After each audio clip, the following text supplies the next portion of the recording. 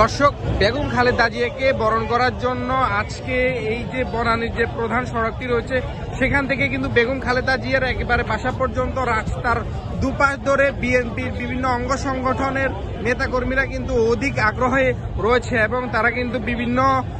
Play card এবং বিভিন্ন পতাকা এবং তাদের বিভিন্ন শাখা উপশাখার কিন্তু যে ব্যানার সেগুলো নিয়ে কিন্তু অধিক আগ্রহে রয়েছে এবং আমরা দেখতে পাচ্ছি তারা কিন্তু বিভিন্ন স্লোগানে রাস্তাটি যে সড়কটি রয়েছে সেটা কিন্তু মুখরিত করে রাখছে এবং আমরা আরো দেখতে পাচ্ছি যে আইন শৃঙ্খলা বাহিনীর পুলিশ সদস্য, সেনাবাহিনী সদস্য, র্যাব সদস্য সহ আইন শৃঙ্খলা বাহিনী কিন্তু খুব শক্ত অবস্থানে রয়েছে এবং তারা কিন্তু তাদেরকে বিভিন্ন ধরনের নির্দেশনা দিচ্ছে এবং আমরা দেখতে পাচ্ছি বিএনপির যে নেতা কর্মীরা রয়েছে তারা কিন্তু ফুল এবং পতাকা এবং তাদের যে শাখা উপশাখা রয়েছে সেগুলোর যে ব্যানার সেটা নিয়ে কিন্তু অধিক আগ্রহ রয়েছে এবং আমরা জানতে পারছি তাই বেগম খালেদা জিয়া কিন্তু কিছুক্ষণ পূর্বে বাংলাদেশের সীমানায় কিন্তু তার বিমানটি পৌঁছেছে এবং তার যেই বাসা রয়েছে সেখানে কিন্তু কিছুক্ষণের মধ্যেই এসে পৌঁছাবেন বলে আমরা জেনেছি। দর্শক, সরাসরি দেখানোর চেষ্টা করছি আজকে একেবারে সকাল থেকেই কিন্তু বিএনপি নেতা কর্মীরা এইখানে অবস্থান নিয়েছে এবং কিন্তু তারা অধিক আগ্রহে রয়েছে এবং আমরা যদি একজনের সাথে একটু কথা বলতে চাই, আজকে এখানে কেন আসছেন এবং কি প্রত্যাশা? বরিশাল হিজলা থানা থেকে আমাদের দেশ নেত্রী, এদেশের গণমানুষের নেত্রী আমাদের মা বেগম খালেদা জিয়া দীর্ঘদিন চিকিৎসার পরে বাংলাদেশে ফিরছে। এজন্য তারে আমরা বরণ করতে এবং তাকে স্বাগতম জানানোর জন্য আমরা হিজলা থানার থেকে এসেছি। দর্শক, তারা যেমনটা বলছিলেন তারা কিন্তু একেবারে বরিশাল জেলা থেকে অর্থাৎ দেশের দূর দূরান্ত থেকেও কিন্তু এখানে এসে পৌঁছেছেন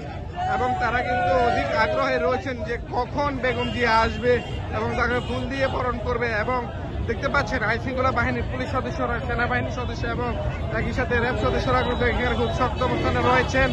এবং রাস্তার দুপাশে কিন্তু তারা বিভিন্ন স্লোগান দিয়ে তাদের এই যে বেগম খালেদা জিয়াকে বরণ করার জন্য অপেক্ষা সেটা কিন্তু করছেন। সরাসরি দেখানোর চেষ্টা করছি।